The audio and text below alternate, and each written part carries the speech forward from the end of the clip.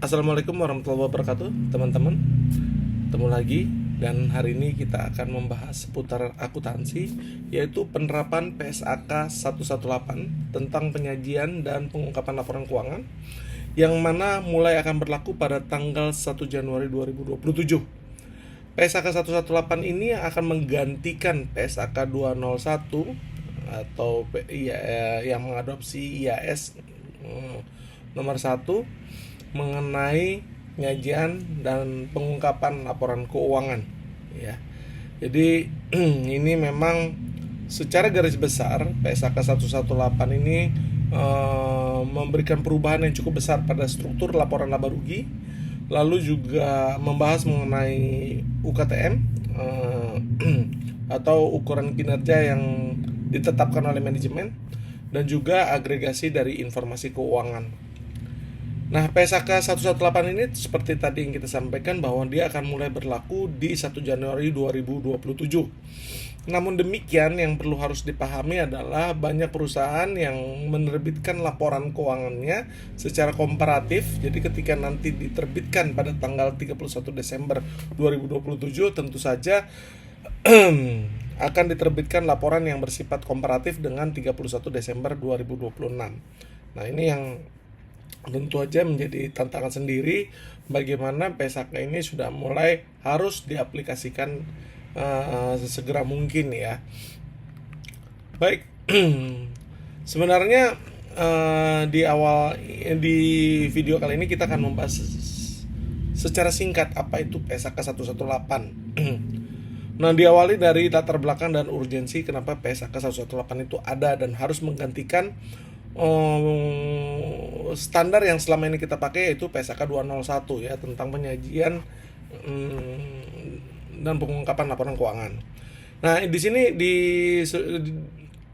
disampaikan bahwa ada keterbatasan di PSAK 201 yang menjadi latar belakang munculnya PSAK 118. Di PSAK 201 itu, kalau kita bicara pada struktur laporan laba rugi, itu tidak ada format baku, sehingga bervariasi antar entitas.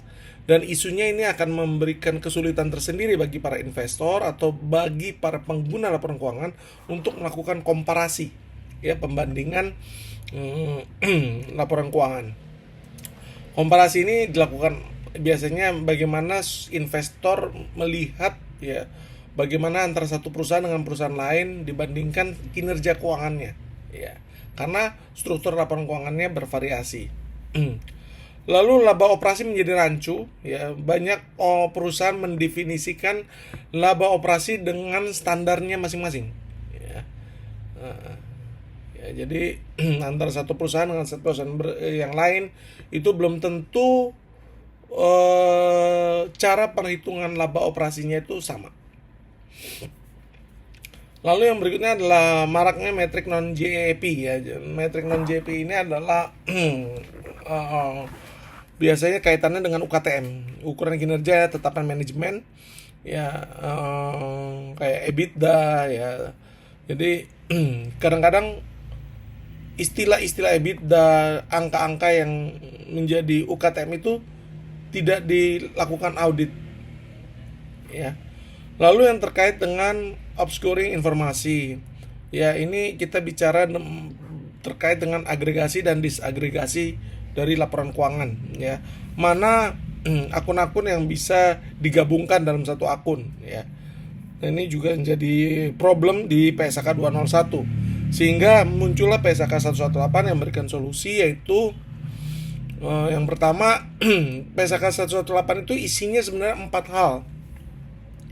Ya, kalau sebenarnya 3 hal yang utama, ya, terkait dengan penyajian laporan keuangan itu sendiri, khususnya di laporan laba rugi. Lalu ada terkait dengan UKTM, ukuran kinerja yang ditetapkan oleh manajemen, dan tadi kita bicara masalah agregasi dan disagregasi dari laporan keuangan. Jadi solusi yang ditawarkan adalah struktur laporan keuangan itu akan dibakukan, ya. Jadi dibuat dalam 5 kategori, yaitu operasi, investasi, pendanaan, pajak, dan operasi yang dihentikan. Lalu dua subtotal terstandarisasi yang mewajibkan penyajian laba operasi dan laba sebelum investasi dan pendanaan. Jadi laba operasi itu akan didefinisikan, akan distandarkan definisinya. Apa aja yang menjadi laba operasi. Lalu yang berikutnya adalah regulasi ketat terkait dengan UKTM, ya. Bahwa pengungkapan dan rekonsiliasi harus masuk di dalam catatan atas laporan keuangan dan akan menjadi objek audit. Lalu juga penerapan anti obscuring yaitu penerbitan pengelompokan akun, ya, masalah agregasi dan disagregasi. Jadi ada 5 pilar di dalam PSAK 118, yaitu yang pertama adalah struktur laba rugi.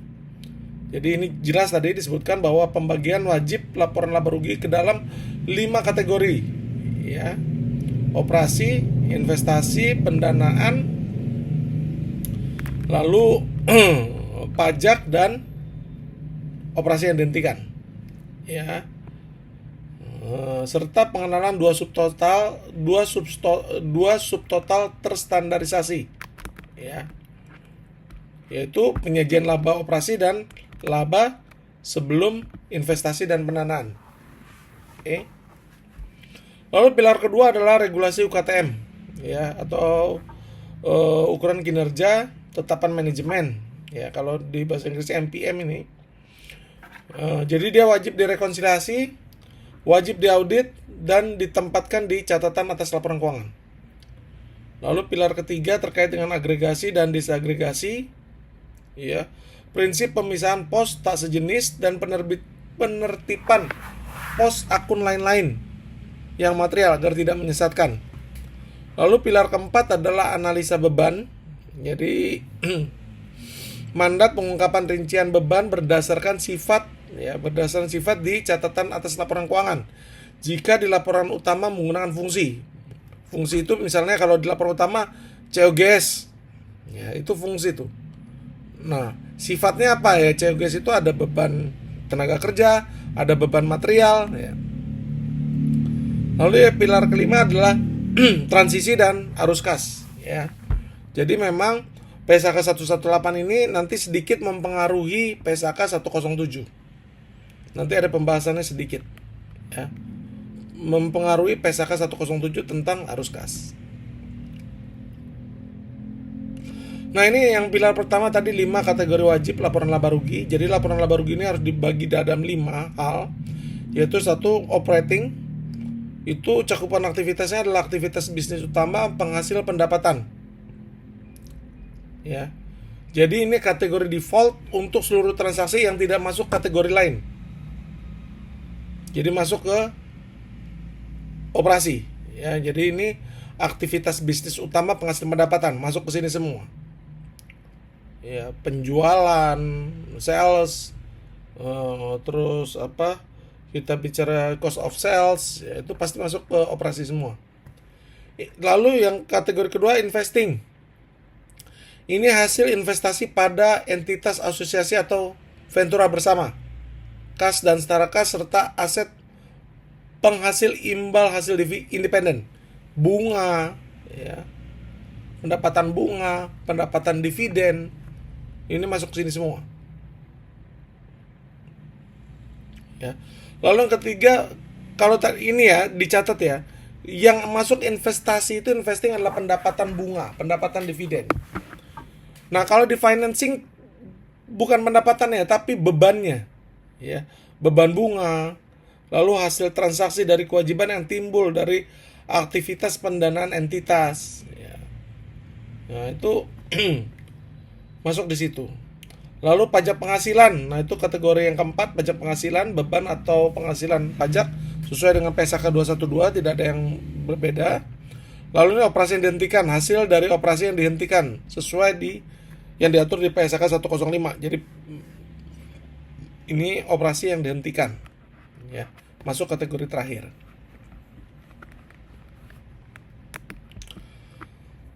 Lalu masuk ke pilar kedua, masalah subtotal terstandarisasi laba rugi, ya. Jadi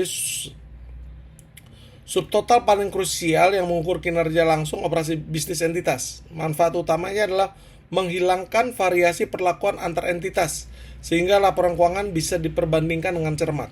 Ya. Jadi kembali masalahnya adalah isu di PSAK 201 adalah masalah komparasi ya, perbandingan. Sulit dibandingkan karena banyaknya variasi perlakuan antara satu entitas dengan entitas lain dalam menentukan laba operasi. Nah, kalau di sini ditentukan di standarisasi. Ya. Yang menjadi komponen dari laba operasi adalah seluruh beban dan pendapatan dari kegiatan operasional utama tanpa distorsi hasil investasi luar atau biaya bunga pendanaan. Jadi investasi pendanaan itu dikeluarkan. Jadi benar-benar komponennya adalah hanya beban dan pendapatan dari kegiatan operasional utama. Nah, di situ muncul laba operasi. Lalu ada subtotal perantara, laba sebelum investasi dan pendanaan. Ini adalah subtotal perantara sebelum memperhitungkan biaya struktur modal dan pajak. Ya. Ya, jadi manfaat utamanya menunjukkan total imbal hasil gabungan dari kegiatan operasi dan aktivitas investasi entitas. Komponennya apa aja? Dia menggabungkan laba operasi dengan bagian laba atau rugi dari kategori investasi. Ya, dari kategori investasi. Oke.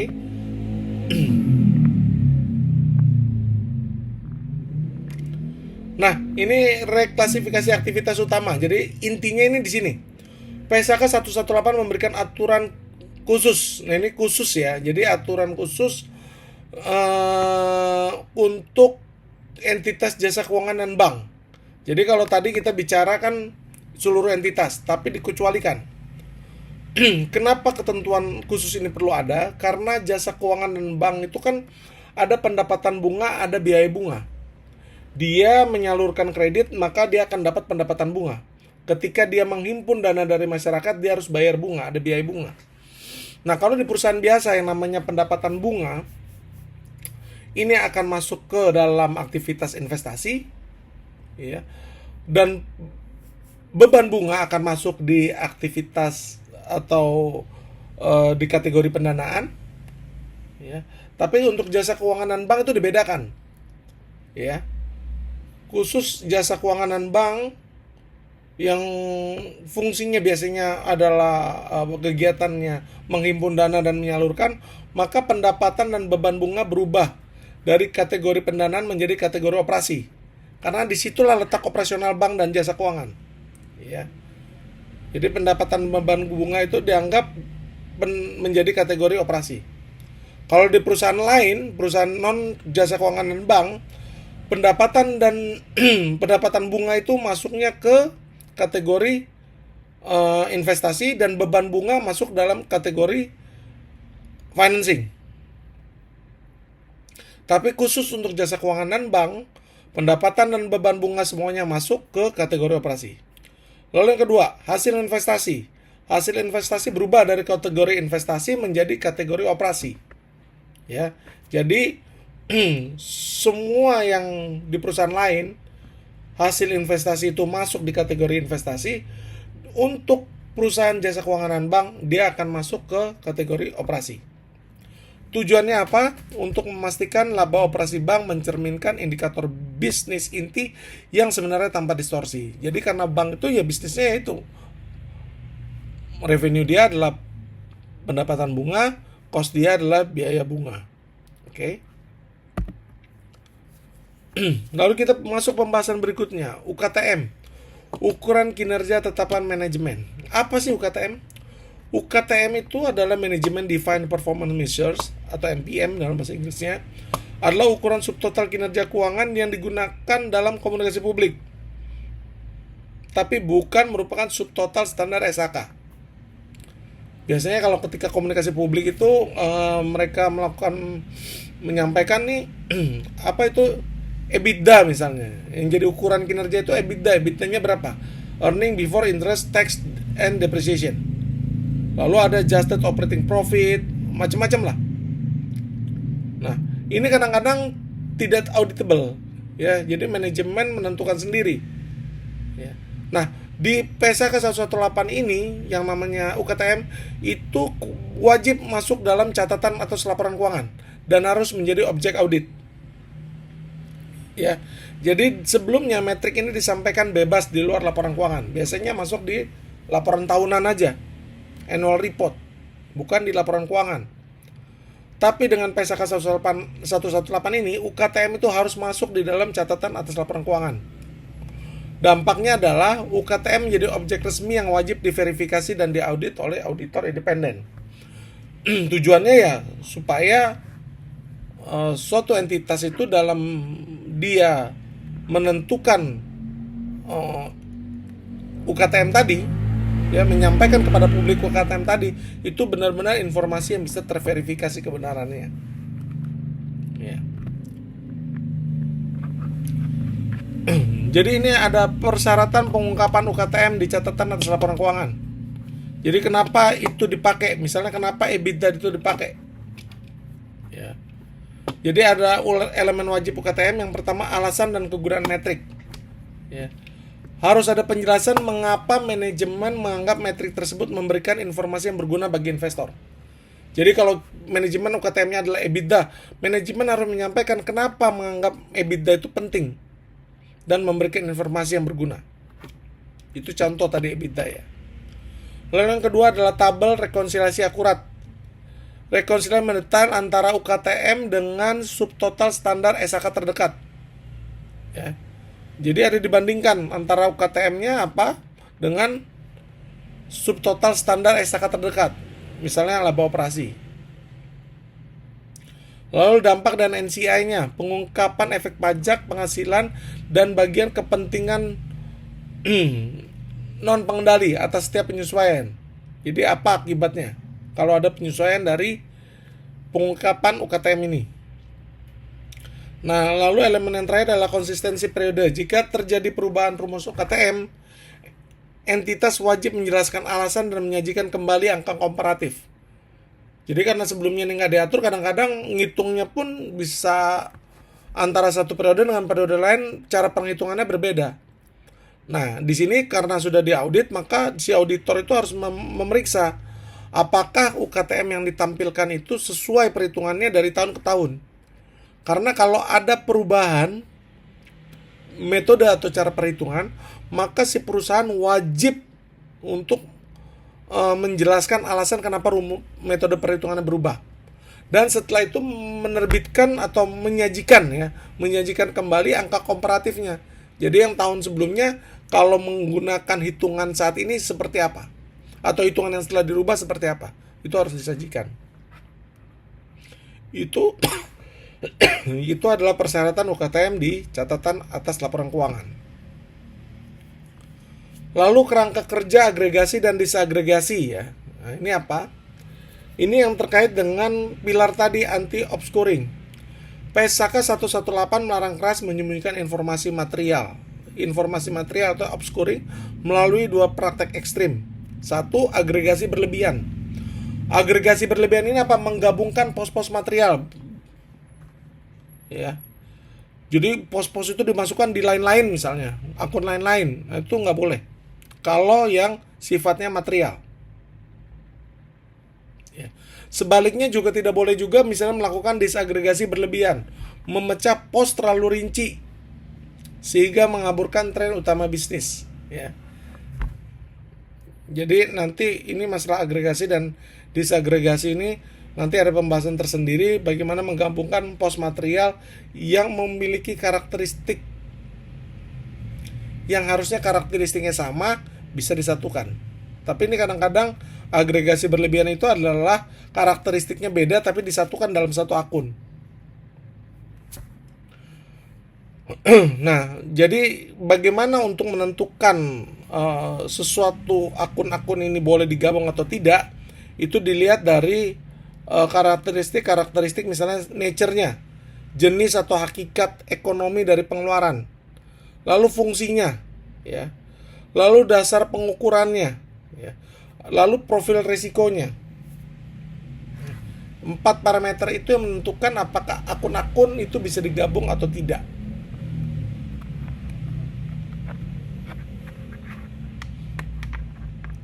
ya. Nah, ini perbandingan di PSAK 201 dengan 118. Contohnya ini adalah pos lain-lain ya. Sering menjadi dumping ground untuk beban besar tanpa perincian. Jadi ada beberapa beban besar tanpa ada perincian dimasukkan di pos lain-lain. Nah, di PSAK 118 jika material komponen terbesarnya wajib diuraikan di catatan atas laporan keuangan. Ya. Lalu pos sifat berbeda digabungkan dalam satu baris untuk menghemat baris laporan. Ya. Dijadikan satu. Ya.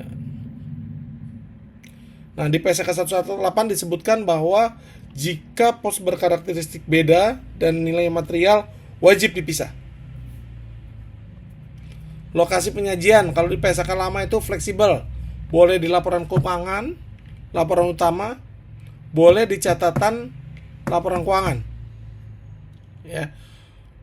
Kalau di PSAK 118 diatur laporan utama berisi ringkasan terstruktur, rincian detail wajib disajikan di catatan atas laporan keuangan. Aturan utama label lain-lain hanya boleh digunakan jika nilainya relatif kecil dan terdiri dari item individual yang benar-benar nggak material. Ya, jadi nggak boleh sembarangan penetapan akun lain-lain. Nah, ini analisa beban operasi berdasarkan sifat dan fungsi. Ya. Jadi ini kan biasanya entitas menyajikan laporan utama berdasarkan fungsi. Berdasarkan fungsi itu apa? Jadi revenue berapa, terus di bawahnya ada beban penjualan berapa, beban pemasaran berapa, beban umum berapa, itu berfungsi. Nah, itu harus dikelompokkan beban berdasarkan jenis fisik pengeluaran asli di catatan atas laporan keuangan. Ya. Jadi misalnya pokok penjualan COGS itu sifatnya apa aja? Beban gaji, beban depresiasi, beban bahan baku, ya. Itu harus dirincikan berdasarkan sifat di catatan atas laporan keuangan. Ya. Jadi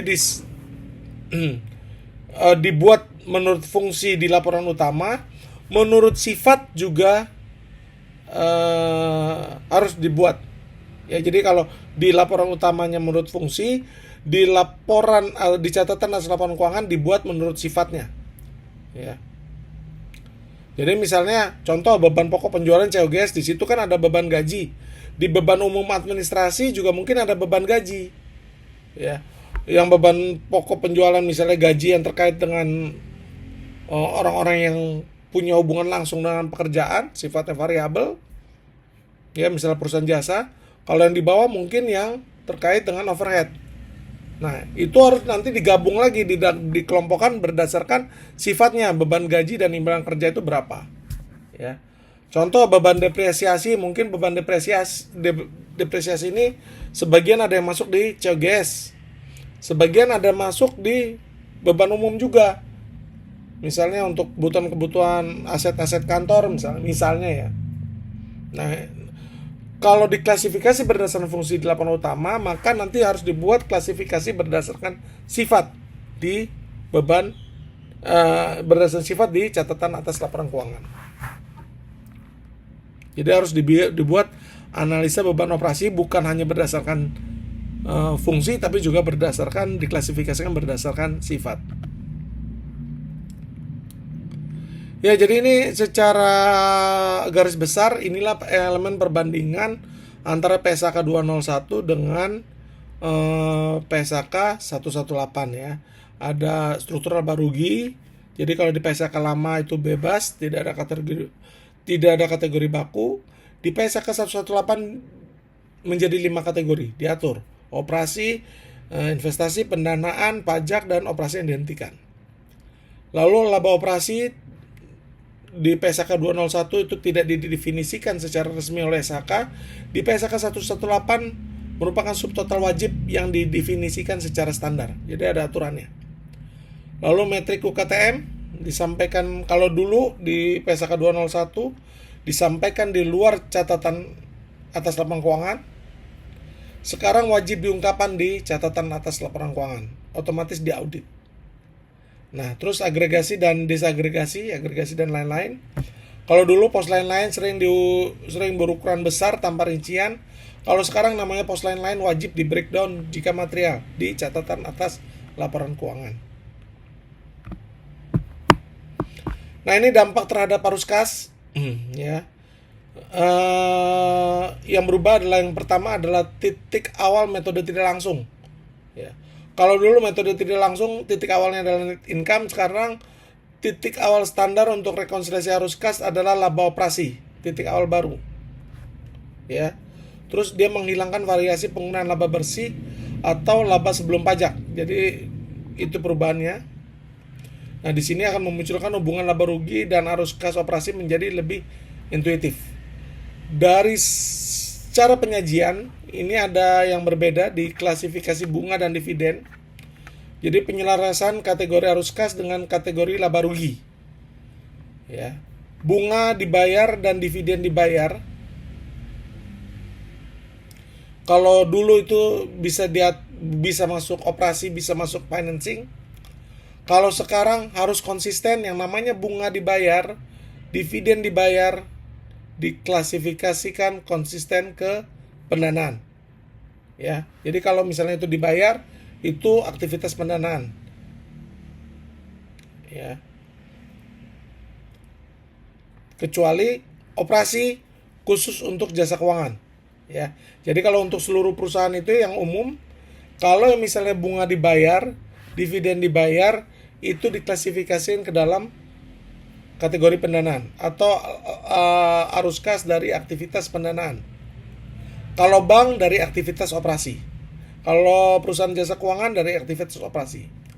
Nah, yang kedua, bunga yang diterima, dividen yang diterima, kalau tadi kan dibayar, kalau ini diterima, itu diselaraskan dengan masuk di arus kas dari aktivitas investasi untuk perusahaan secara general, kecuali bank dan lembaga keuangan. Kalau jasa keuangan masuknya tetap ke operasi. Ya, itu perbedaannya. Dampak perubahan PSAK 118, dampak penerapan PSAK 118 ke PSAK 107. Nah, ini tata kelola dan akuntabilitas catatan atas laporan keuangan. Dengan dimasukkannya metrik UKTM ke dalam catatan atas laporan keuangan, angka-angka tersebut secara otomatis berada di bawah cakupan auditor independen. Ya, jadi diaudit. Hal ini mencegah praktek greenwashing kinerja finansial dan memastikan bahwa angka penyesuaian yang dikomunikasikan kepada publik memiliki perhitungan yang transparan dan dapat diverifikasi secara objektif. Nah, ini slide terakhir, penentuan transisi dan komparatif 2026 ya. Jadi PSAK 118 ini memang berlaku pada periode keuangan tahunan yang dimulai 1 Januari 2027. Penerapan sebelumnya diperbolehkan, tapi diwajibkan mulai 1 Januari 2027. Penerapan dilakukan secara retrospektif penuh. Ya. Penyajian perusahaan harus menyajikan kembali laporan keuangan komparatif 2026 sesuai dengan format PSAK 118 pada pelaporan 2027. Jadi ini yang jadi isu sekarang, kenapa kita buru-buru, kan mulainya 1 Januari 2027. Iya, memang mulainya berlaku 1 Januari 2027, tapi jangan lupa bahwa laporan keuangan itu selalu ada komparatifnya. Jadi ketika kita menerbitkan laporan keuangan nanti pada tanggal 31 Desember 2027, kita juga harus menyajikan laporan keuangan komparatifnya, yaitu 31 Desember 2026, yang harus disajikan kembali sesuai dengan format PSAK 118 supaya bisa komparatif. Saya kira ini merupakan pembahasan secara garis besar, secara cepat apa itu PSAK 118. Detailnya tentu kita harus pelajari lebih dalam lagi karena ini menarik, suatu aturan baru yang akan diterapkan mulai 1 Januari 2027. Ini kalau saya lihat ini merupakan pendapat pribadi semua ya, pemahaman saya tentang PSAK 118. Tapi ini merupakan komitmen, saya rasa komitmen dari IAI ya untuk menyelaraskan standar kita untuk mengadopsi nanti tetap ke IFRS ya. Jadi kalau sebelumnya 201 itu mengacu pada IAS, International Accounting Standard, di PSAK 118 ini mengacu pada IFRS, ya, International Financial Reporting Standard. Saya kira itu pembahasan kita mengenai PSAK 118. Terima kasih.